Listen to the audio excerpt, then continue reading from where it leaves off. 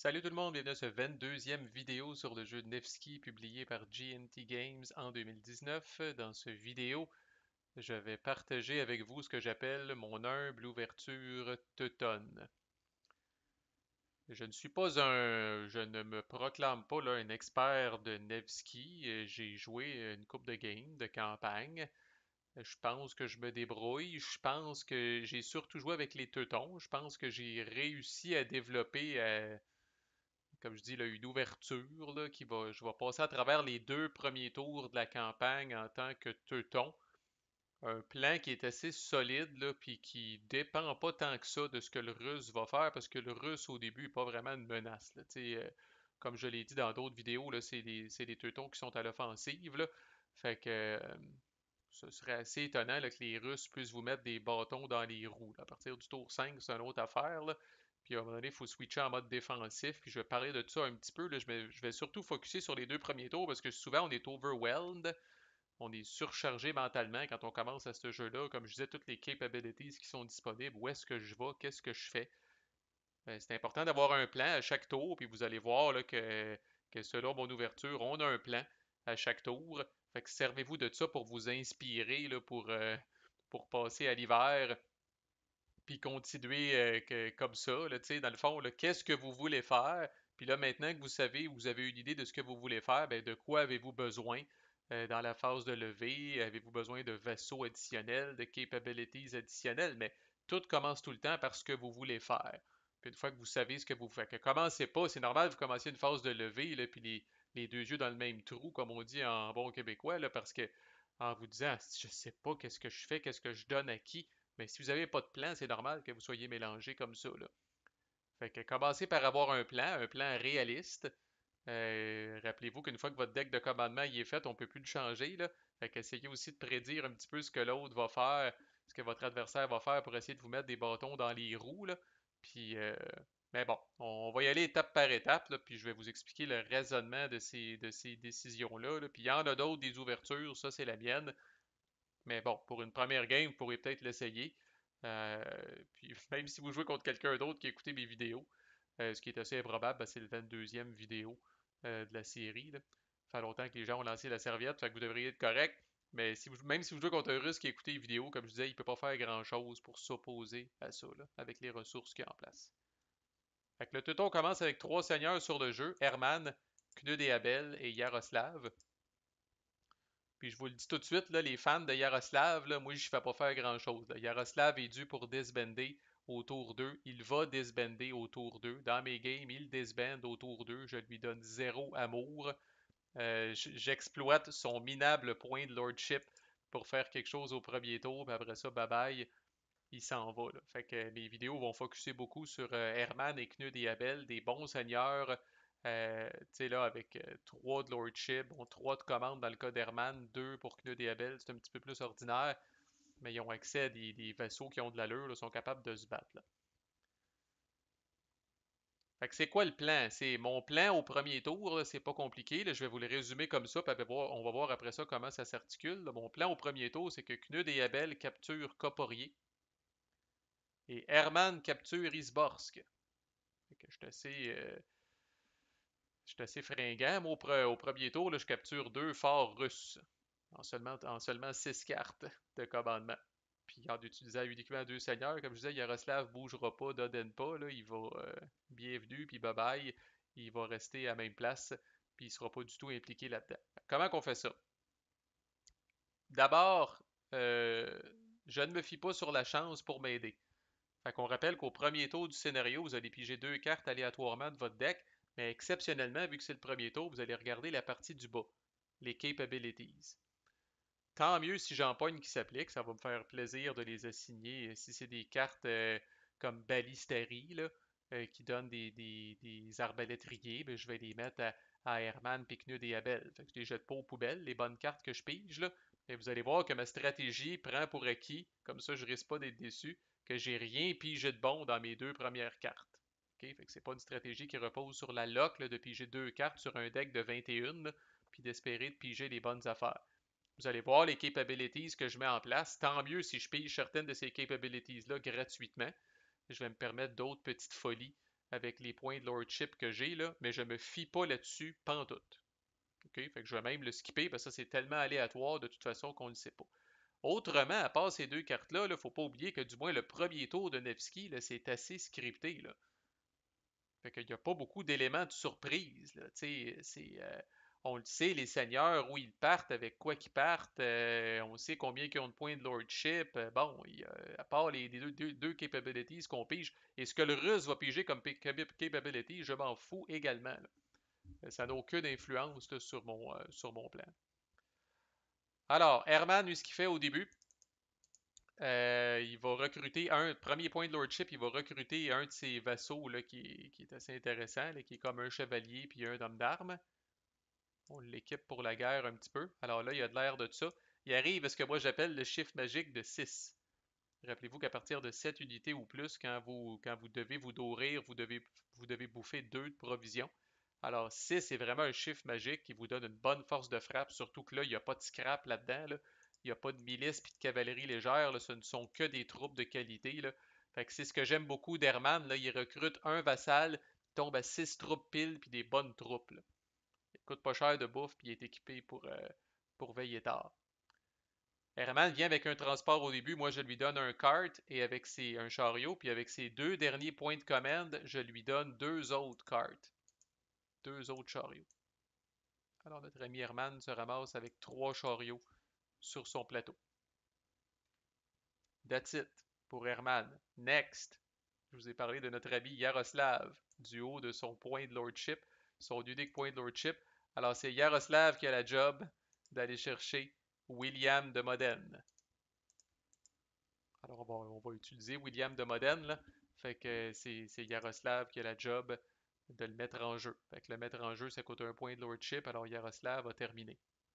Fait que voici un exemple. J'aurais pu être mardeux puis piger William de Modène dans mes deux capabilities de début de tour. Mais si c'est le cas, je ferai autre chose avec Yaroslav. Là, on manque pas d'affaires à faire généralement, mais je me fie pas là-dessus. Pas en tout. Q2 et Abel va aller chercher les cogs. Je pourrais faire aux vidéos sur les capabilities, mais ça fait que ces ships, ces vaisseaux comptent double et peuvent être partagés par n'importe qui. C'est crissement bon. Alors on met ça en jeu. Q2 Abel va aussi recruter un vassal semblable au vassal d'Herman, un vassal qui donne un chevalier puis un homme d'armes. Et là, vous allez voir que Knud et Abel dépassent le chiffre magique. Et hélas, lui commence avec 5 unités. Fait que dès qu'il recrute un vassal, il tombe à 7 unités, mais que voulez-vous? C'est la vie, là. Vous ne pouvez pas recruter la moitié d'un vassal. Fait que il est obligé d'être amanché de même. Et je vais aussi lui faire recruter un vaisseau de plus, un ship de plus.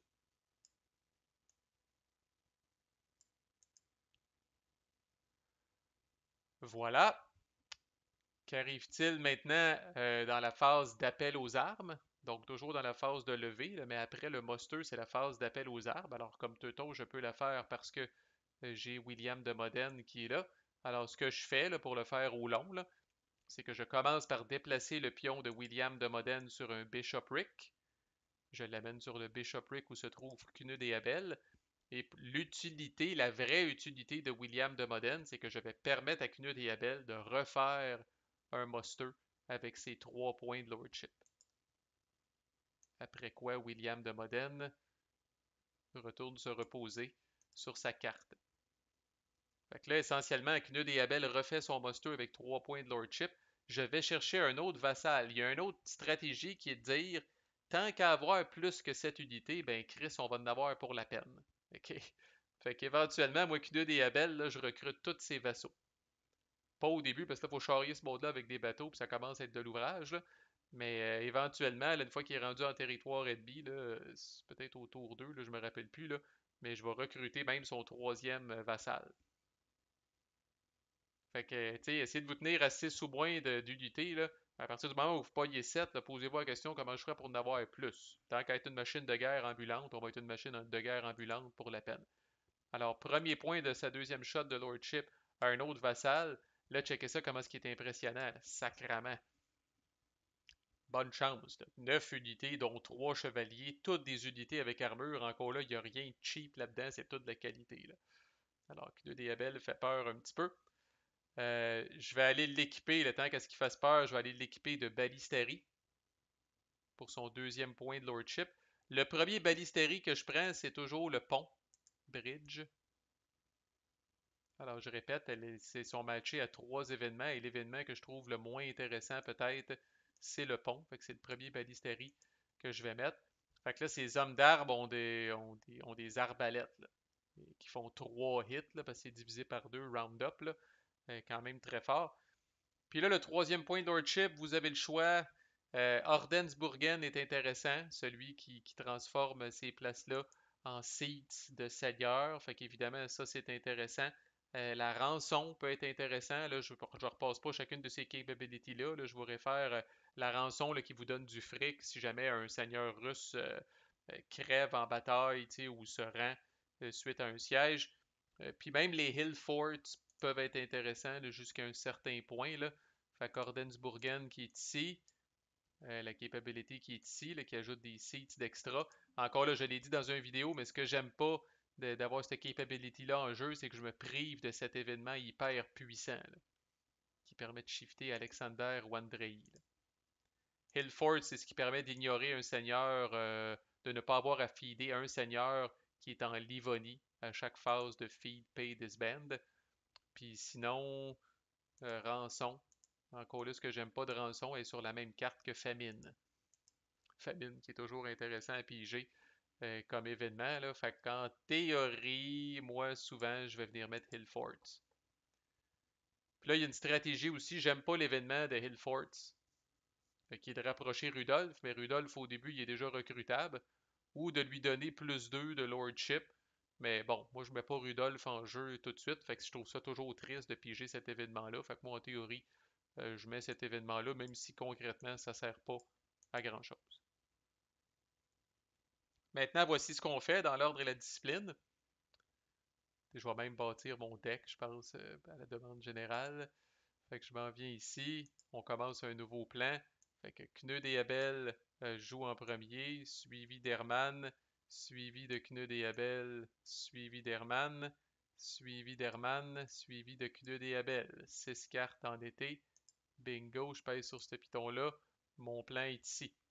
Fait que le russe fait ses cossins, on s'en fout. Il va probablement recruter Domash, qui est un classique, qui est le seul seigneur qui est disponible au tour 1 pour venir épauler Vladislav et Gavrilo. Il va mettre des capabilities à Gavrilo, à Vladislav, recruter des vassaux peut-être, c'est bien correct. On s'en fout. La première carte de commandement, c'est Knud et Abel. Pourquoi? Puis là, c'est une question de, tu sais, je le sais, qu'il sait, que je le sais, qu'il le sait, là. Fait que c'est, là, ça devient un peu pas du bluff, là, mais un guessing game, là. Mais vous allez comprendre. Qu'est-ce que je fais faire à Knud et Abel? Ça prend toutes les actions de sa carte, là. Je le fais sceller jusqu'à Coporier. Je viens mettre Coporier en siège via un sale qui bouffe toutes les actions de sa carte. Et Knud et Abel est obligé de bouffer. Il est obligé de bouffer 2 fois parce qu'il y a 7 unités ou plus. Alors toutes ses provisions y passent. Si vous commencez pas par Knud et Abel, ben, j'ai vu des games où le russe avec Vladislav va s'en venir ici.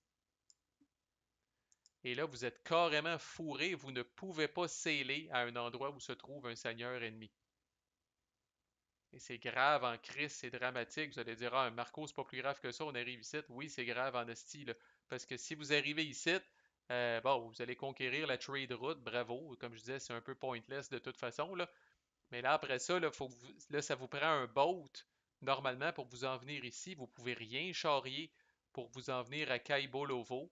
C'est très, très problématique. Là. Croyez-en à mon expérience, c'est très, très problématique de ne pas pouvoir débarquer directement ici. Là. Vous débarquez là, toute votre carte est passée. Prochaine action, qu'est-ce que vous faites? Vous vous en allez ici, puis vous faites un siège. N'oubliez pas que dès que vous bougez ici, vous allez faire un siège. Puis là, après ça, vous devez vous nourrir parce que vous avez bougé.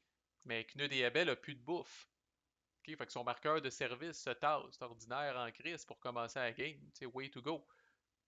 Là, vous allez dire, ah, mais c'est pas grave, Marco, ici, on va faire supply, puis après ça, on va s'en venir là. Vous pouvez pas, vous n'avez pas de boat. Vous pouvez pas traîner de bouffe d'ici à là. C'est ça le fuck, là. C'est ça le gros problème. Fait qu'oubliez ça, là, cette stratégie-là. Même si vous faites supply avec votre première commande, vous avez deux de bouffe, vous êtes obligé de dropper les deux de bouffe à terre pour vous en aller à Kaibo Lovo. C'est dramatique. Ah, ben Marco, on va faire supply, puis après ça, on va sceller. Non, sceller, ça prend toute la carte. Puis si Vladislav est encore là, qu'est-ce que vous faites? C'est l'enfer. Fait que maintenant, je commence tout le temps avec Knud et Abel, Sale. L'avantage du teuton, je joue en premier, c'est imparable, je m'en viens là, Siege. Vladislav veut s'en venir sous moi, viens-t'en, mon pit. Sacrement. Viens-t'en. Viens-t'en, petit gars. Balisterie avec Knud et Abel. Regardez le pauvre Vladislav ici, là.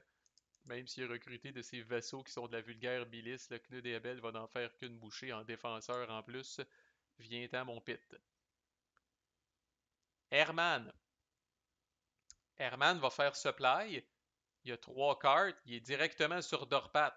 Puis il est à 1 de distance d'Odenpa, qui est son deuxième site. Fait qu'il n'y a aucun problème à faire supply pour aller chercher deux de bouffe.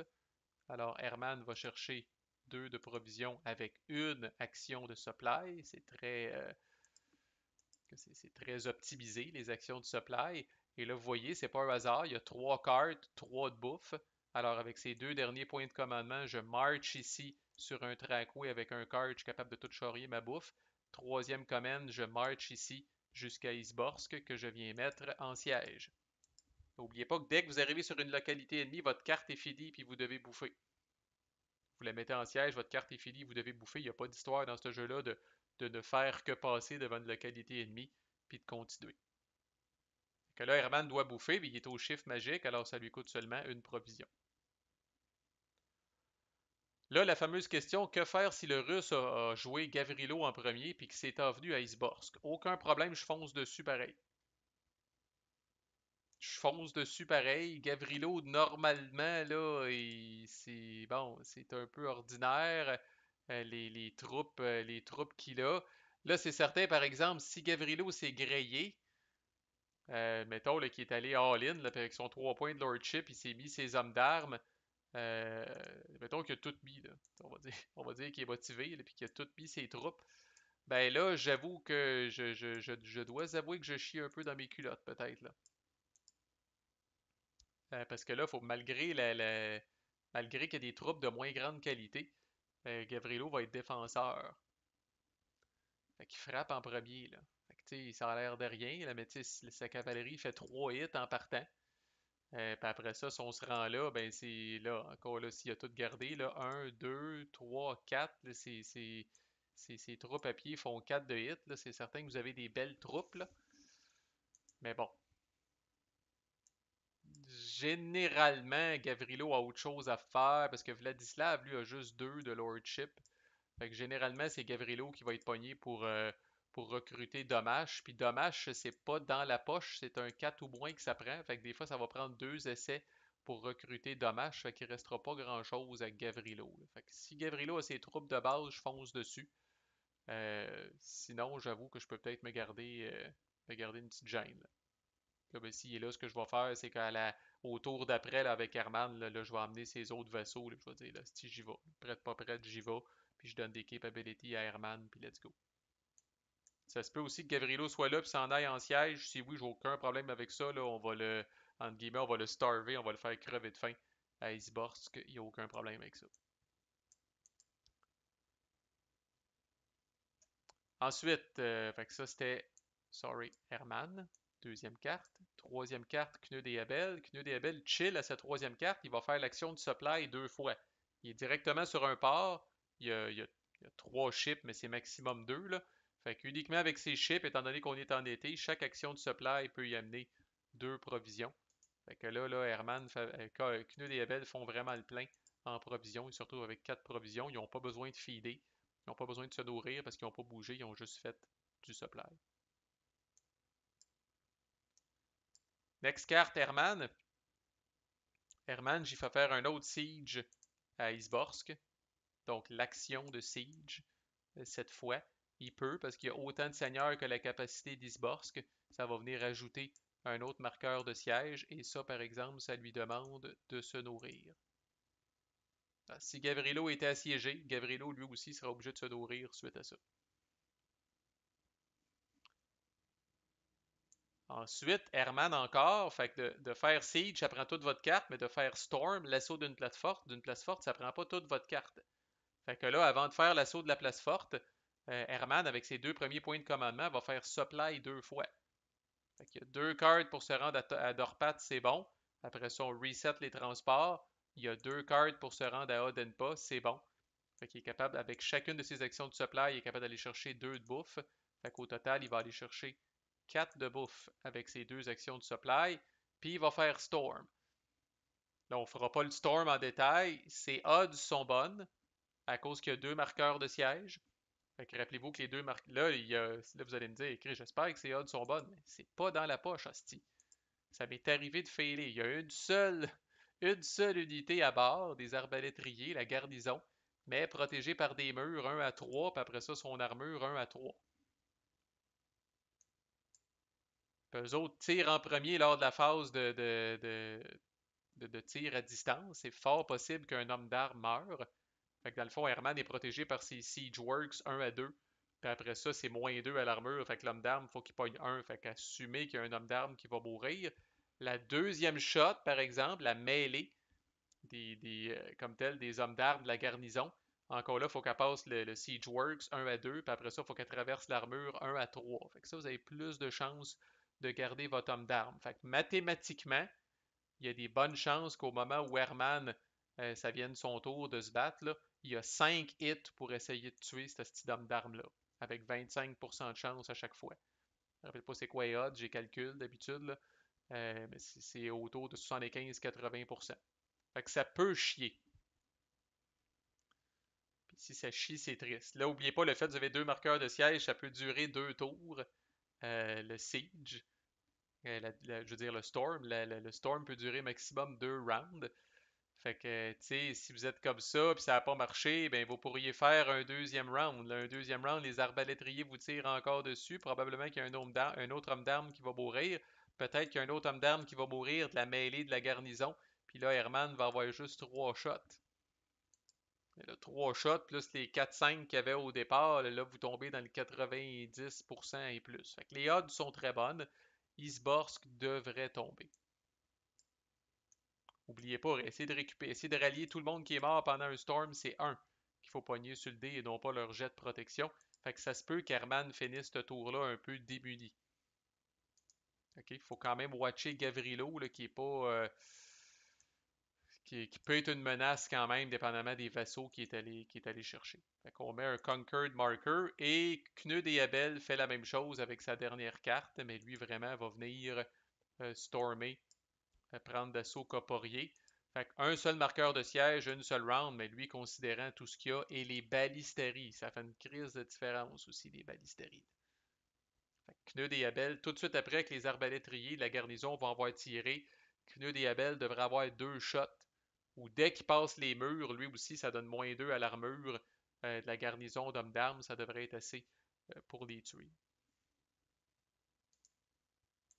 Fait que pas pire, on finit le premier tour à mancher de même. Là, évidemment, après le Storm, Knud et Abel est obligé de bouffer. On assume qu'il y a encore 7 unités ou plus. Fait qu'il tombe à 2 de provision. Puis c'est vrai, Herman aussi est obligé de bouffer après son Storm. Sauf que les deux, après leur Storm, se ramassent avec une provision, un loot et un coin, qui sont les spoils. Je le rappelle, les spoils du fort ici. Fait qu'une provision, un loot et un coin. Et moi, je flobe instantanément les loots. Les loots, je les spend automatiquement pour bouger leur marqueur de service. Et félicitations les gars, vous avez bien travaillé.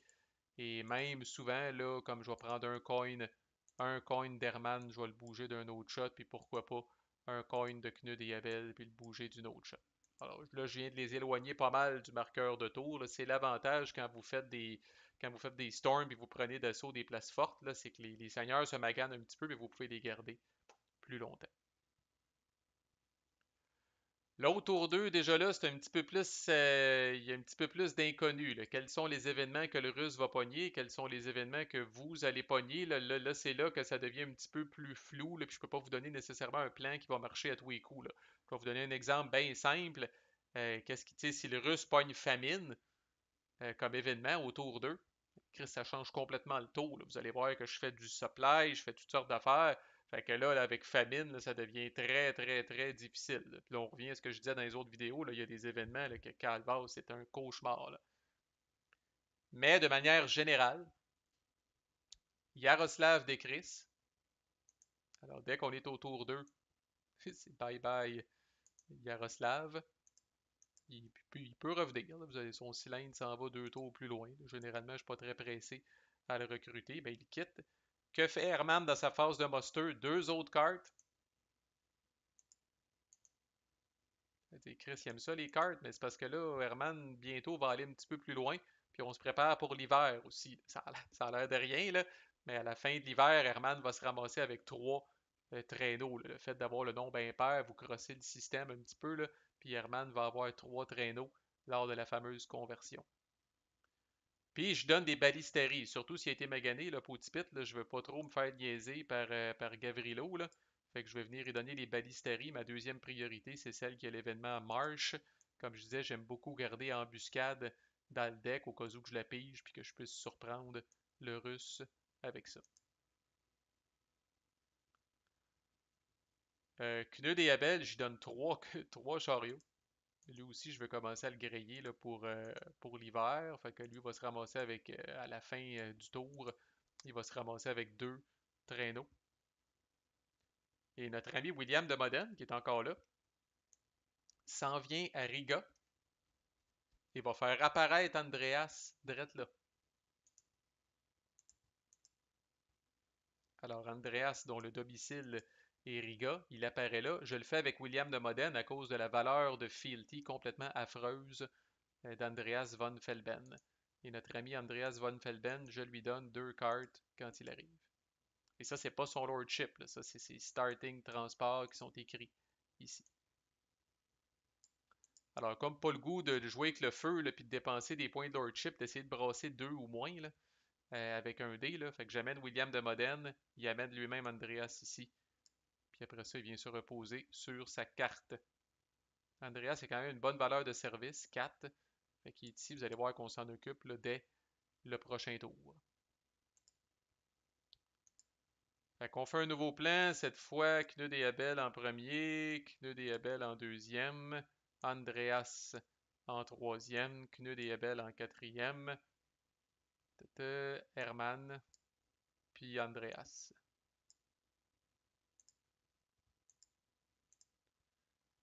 Fait que c'est quoi le plan? C'est vrai, je vous ai pas dit le plan général. Fait que le plan, c'est que Knud et Abel vont aller prendre Kai Bolovo. On va amener Andreas plus proche de l'action pour qu'il puisse nous aider à défendre ces 2 places-là, là, pour pas jouer au fou, parce que là, dès qu'on quitte Kaibolovo, parce que là, ce qui va arriver des fois, c'est que le Russe va mettre Vladislav puis Domash ensemble. Va faire une paire lieutenant subordonné avec Vladislav puis Domash, puis ça, c'est quand même un petit peu épeurant. Avec une coupe de vassaux, quand même, là, les deux ensemble, commencent à avoir pas mal d'unités, là.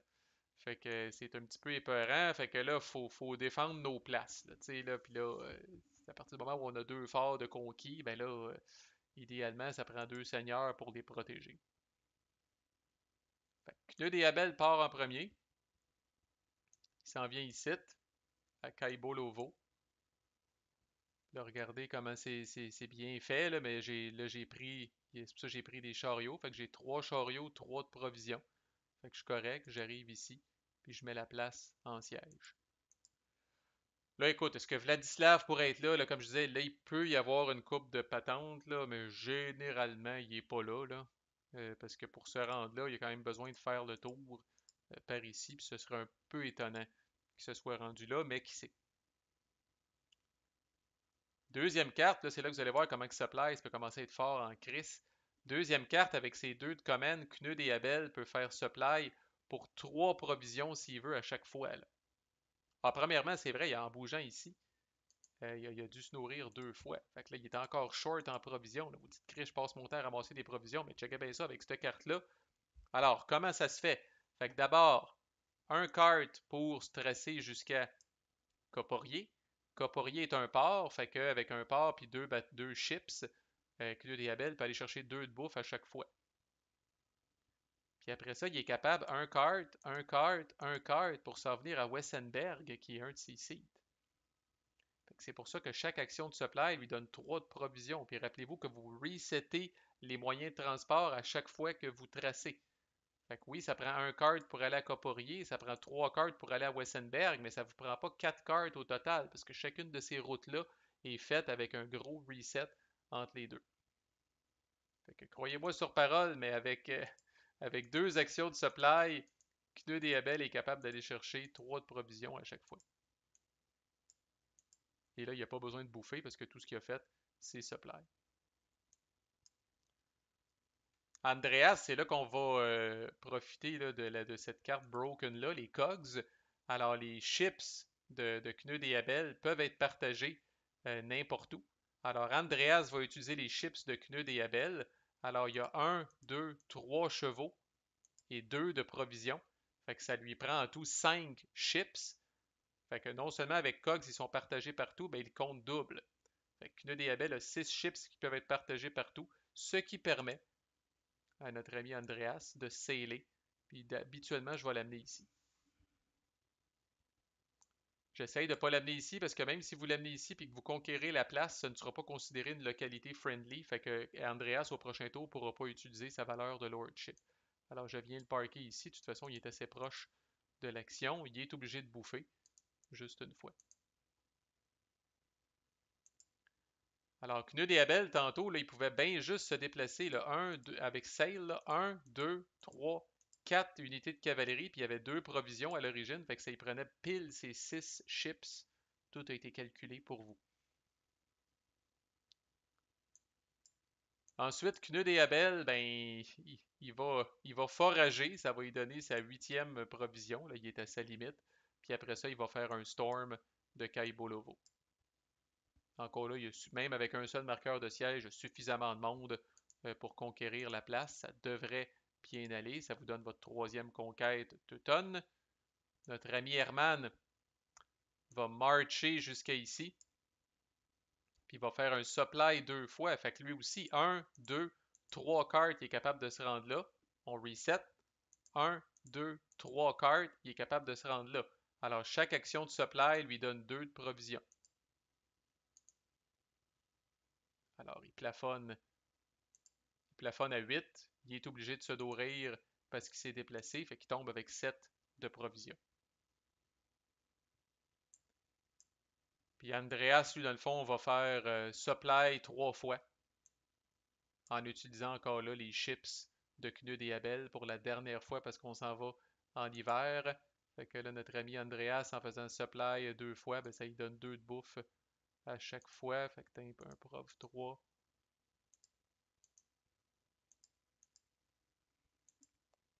Il monte à 5 de provision, puis encore là, il n'a pas bougé, fait qu'il n'y a pas rien à faire. Quand on va arriver en hiver, bon ben, toutes les cartes prennent le bord. Notre ami Herman va se retrouver avec 3 traîneaux. Q2D Abel va se retrouver avec 2 traîneaux. Puis Andreas se retrouve avec un seul traîneau.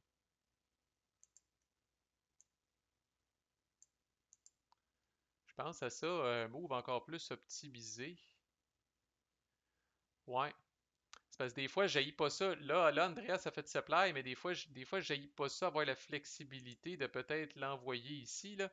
Mais j'y pense, j'aurais pu donner quasiment 2 traîneaux comme moyen de transport initiaux à Andreas von Felben. Ça aurait peut-être été encore mieux. Mon ouverture se raffine avec le temps. Puis là, pour vous donner des grandes lignes là, pour l'hiver, là, ce que j'essaye de faire généralement, là, c'est là qu'on va essayer de bâtir nos 2 châteaux avec la capability Stone Masons. Là. Puis je vais essayer de bâtir un premier château ici, puis un deuxième château ici. Là. Fait que j'ai déjà du monde, ils ont des provisions en Chris. Là. Herman a 7 de provisions. Puis si effectivement Andreas a fait ça, là, ben, il y a 5 de provisions. Là. Fait que je rappelle que Stone Masons, là, vous la mettez à un seigneur. Ce seigneur-là, pour sa pleine carte de commandement puis 6 provisions, peut bâtir un château. Dans le fond, là, sur un village ou un fort. Mais moi, j'essaye. Les forts, c'est déjà des places fortes. Fait que j'essaye de convertir de vulgaires villages en châteaux de Teuton. Là. pour me donner une nouvelle base d'opération. J'aime beaucoup Gdov et Ostrov parce qu'ils sont proches de la frontière teutonne, puis ça va me faire une espèce de rempart pour me protéger un peu des Russes. Fait que c'est le plan grosso modo, puis après ça, ben, à partir d'Ostrov, Herman peut menacer de venir prendre les deux derniers forts qui restent. Si je suis capable, là, comme Russe, avant que le vent tourne, puis qu'Alexander arrive, puis tout le kit, là, idéalement, j'aurais pris les 5 forts, j'aurais bâti mes 2 châteaux, puis j'aurais ravagé le plus possible le territoire russe, là. Les places que je prends pas. J'essaye de pas ravager les places que je conquiers pour être capable de m'en servir après pour forager. Mais toutes les autres places, pas de pitié, je ravage partout. Fait que c'est mon humble ouverture teutonne. Ça a servi de refresh aussi pour certaines affaires. Ça va vous kickstarter pour votre première game. Vous devriez être capable d'utiliser ça pas mal tel quel. Si le russe vous surprend ou si un teuton vous surprend avec quelque chose de grâce, partagez votre sagesse. Mais voilà, c'est ce que moi je fais quand je commence une game de Nevsky. Et ici se termine, ma foi, une playlist, bon, un peu longue peut-être. Il y a beaucoup de stock. Puis j'ai pris le temps de réviser aussi les cartes événements puis tout ça, là, ce qui fait qu'en date de son enregistrement, c'est la playlist la plus longue ever. Fait que, excusez-la, comme on dit, mais bon, c'est type mortel, ça demeure un document de référence qui va, disons, là, qui va nous survivre à tous. Fait que voilà, c'était la playlist de Nevsky. Si vous avez aimé le traitement que j'ai fait de ce jeu-là, n'hésitez pas à regarder les autres playlists sur la chaîne. Merci, à plus.